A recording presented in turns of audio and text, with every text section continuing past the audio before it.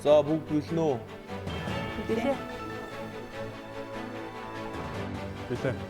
За явсаа.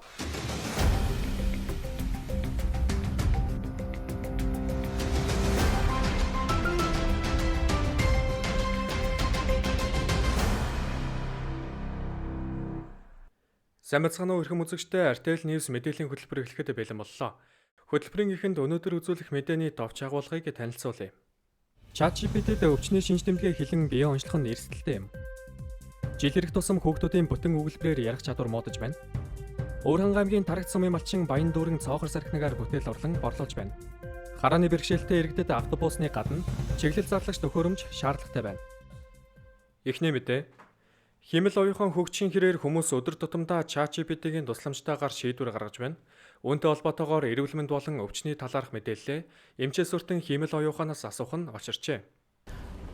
ChatGPT ер нь хичээл номондоо ч гэсэн ашигладаг, өдөр тутамдаа ч ер нь ашигладаг юм байна. Тэгээд өмнө нэг удаа бас бүр хоолой өвдөд нэг удаа асууж ирсэн тохиолдол байгаа юм байна. Одоо начиг ийм орон нутгийн оюутнууд бол хөвчлэн яг ийм эмнэлгийн байгууллагуудаар явах жоохон хүндрэлтэй бичиг баримт хөдөлгөх гэдэг ингээд жоохон хэцүү шттэ. Тийм болохоор ерөөдөө өвдсөн тохиолдолд өвчнөөхөө он шиг хэлээд тиймэрхүү үед яг ийм ChatGPT-г ашиглах тохиолдлууд бол байдаг.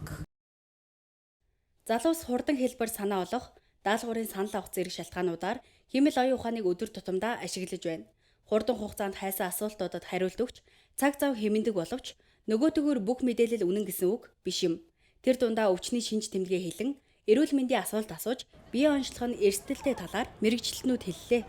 За яг энэ өвчний үед ийм шинж тэмдэг илэрнэ гэсэн 100% батлагдсан зүйл ерөөсөй байдаггүй. За нэг шинж тэмдгээр маш олон эрхтэн тогтолцооны өөр өвчнүүд нэг шинж тэмдгийг илэрч болох учраас за тэрийг заавал нарийн мэрэгжлийн эмчид үзүүлж ялгаа онцлогоо илгээж эмчлүүлэх нь өөрөө хамгийн зөв.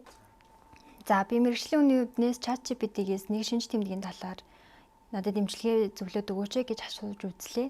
За асуухад бол бүр тэс ондоо зүйл бол биш. Гэхдээ ChatGPT-гийн зөвлөж байгаа эмчилгээ нь өөрөө зөвхөн шинж тэмдгийн эмчилгээнүүд. Тэгэхээр хүмүүс энэ эмчилгээг өөртөө хийгээд за шинж тэмдгийг нь арилаад ирэхээр өөрийгөө идэвхчлээ зүгээр болчлоо гэж бодцдог. За харин тэрнийхээ дараа шинж тэмдгээ мэдхгүй өөрийгөө зүгээр болчлоо гэж явсныхаа дараа одоо бүр хүндэрснийхээ дараа нарийн мэрэгжлийн эмчдээр очих тохиолдол байдаг. Public Medical олон улсын байгууллагаас ChatGPT-гийн эрүүл мэндийн асуултад хариулах чадварыг үнэлсэн судалгааг өнгөрсөн онд явуулжээ. ChatGPT болон том хэмжээний хэлний загварууд эрүүл мэндийн асуултад дунджаар 56% буюу бага зэргийн найдвартай гэсэн үр дүн гарсан байна.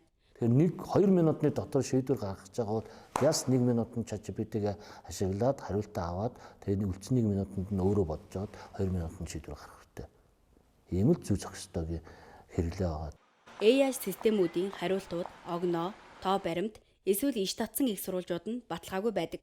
Мөн хүн бүрийн биеийн байдал, өвчний түг, эмчилгээний урьдчилсан нөхцлүүд ялгаатай тул ерөнхий зөвлөгөөнд бүх хүн тохирохгүй байх магадлалтайг тусгасан байна. Түргэн шуурхай тусламж авах нь зөвч дараа нь заавал нарийн мэрэгжлийн эмчид үзүүлэх шаардлагатайг мэрэгжлийн эмчнэр онцоллоо. Сүүлийн жилүүдэд хүүхэд оройтож хилд орох үзэгдэл улам бүр нэмэгдэж байна. Энэ нь хүүхдийн сэтгэл зүйн эрүүл мэндээс эхлээд үндэсний эхлэлний дархлаанд нөлөөлөхөд асуудал болоод байна. Судалгаанаас үзэхэд хүүхэд 2 настайгаасаа өгүүлбэрээр ярьж эхэлдэг байна.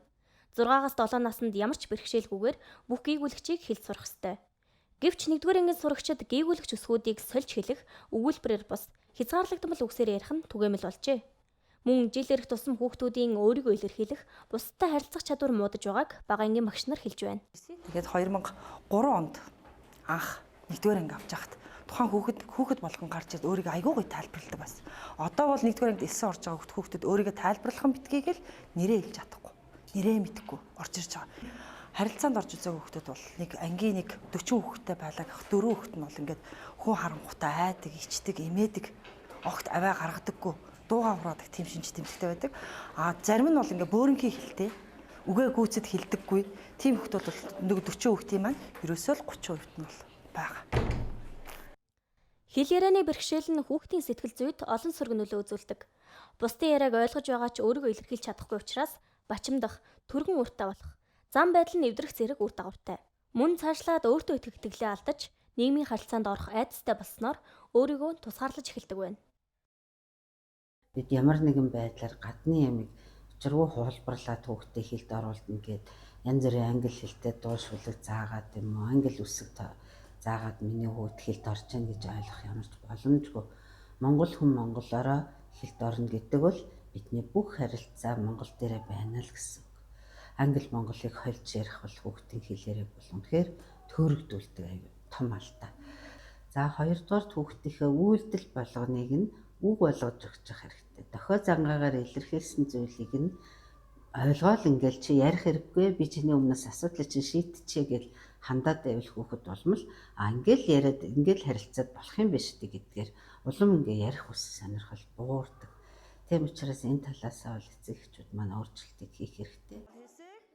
Төгсгөл хийх гэсэн гурван зүйл байх хэрэгтэй тийм үү? Хүүхэд хэлд ороход үзэж сонсож байгаа зүйлс болон эргэн тойрны хүмүүс чухал оролцоотой. Бусдтай харилцан ярихгүй байх, удаан хугацаанд дэлгэх зүзэх, англи монгол хэлийг хольж ашиглах зэрэг нь ярьж сурах үйл явцыг удаашруулдаг. Ийм эцэг эхчүүд энэ тал дээр хяналт тавьж, хүүхдтэйгээ сайтар ярилцаж, юмсыг тайлбарлаж өгөх нь зүйтэй юм.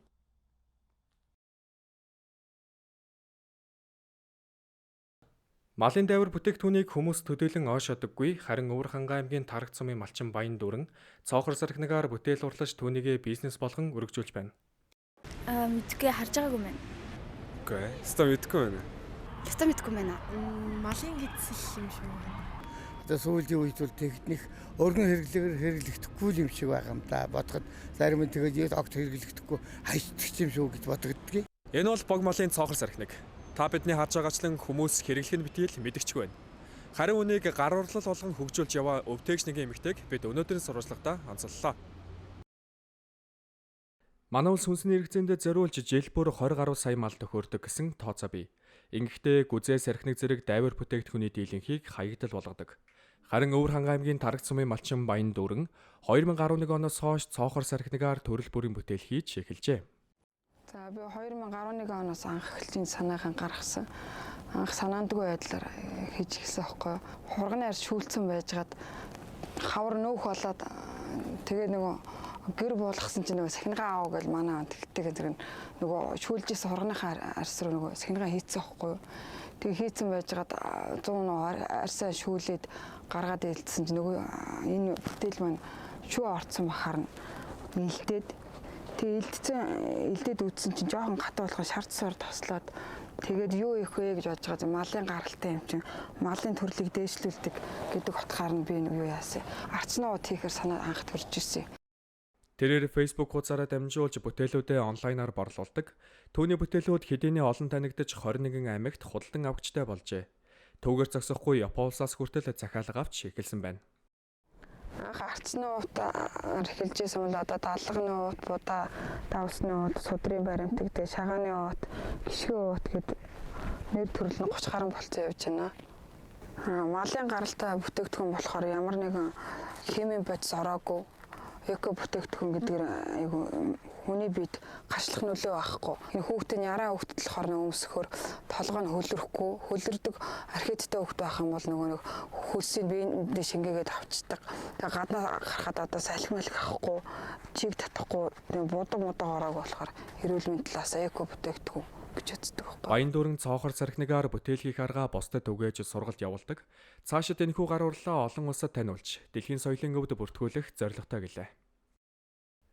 Эргэн тогтох Баатар 11 жилийн өмнө харааны чадвараа бүрэн алдсан. Харааны бэрхшээлтэй хүмүүс нийгмийн амьдралд оролцоход олон асуудал тулгардыг нэг нь нийтийн тээврээр зорчих юм. Тэрээр одоо ч автобусаар явхад гарах хүндрэлүүд хэвээр байгааг хэлж байлаа. Нийтийн тээврийн үйлчлэгээ хүмүүрд хүртээмжтэй байх ёстой. Тэгвэл манай улсад харааны бэрхшээлтэй иргэд нийтийн тээврээр хүндрэлгүй зорж чадаж байна уу?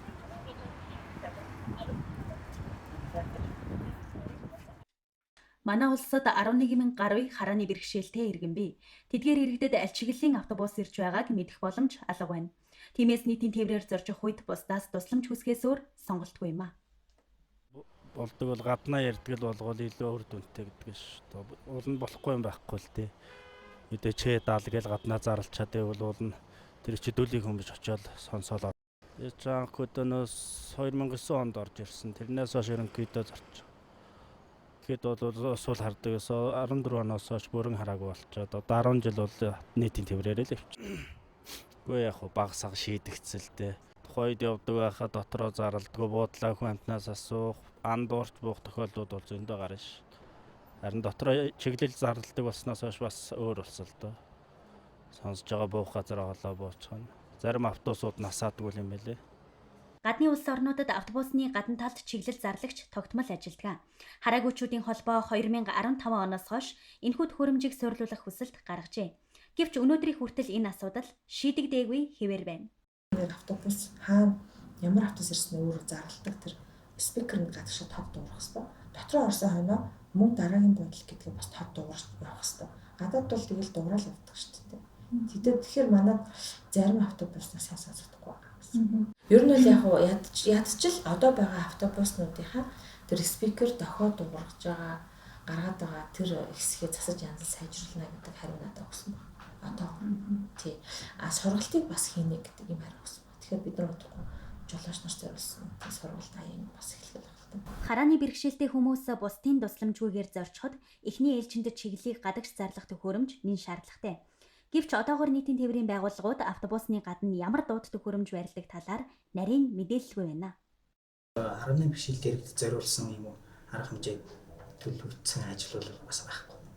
Байгууллага болон улсын хэмжээнд ч байхгүй. Одонгүй цаашид олон улсын стандартад нийцсэн ч юм уу айлсэл нэмэлтээр суйрлуулах боломжтой автобусны буудлын дээр ч юм уу автобусын суйрлуулах боломжтой инженерийн шийдэл гараад их юм хийх боломж байна. Хамтраад ажиллах гэж байна.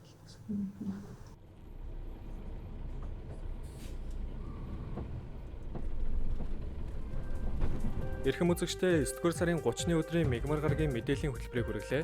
Артел ньюстэй хамт байсанд баярлалаа. Баяртай.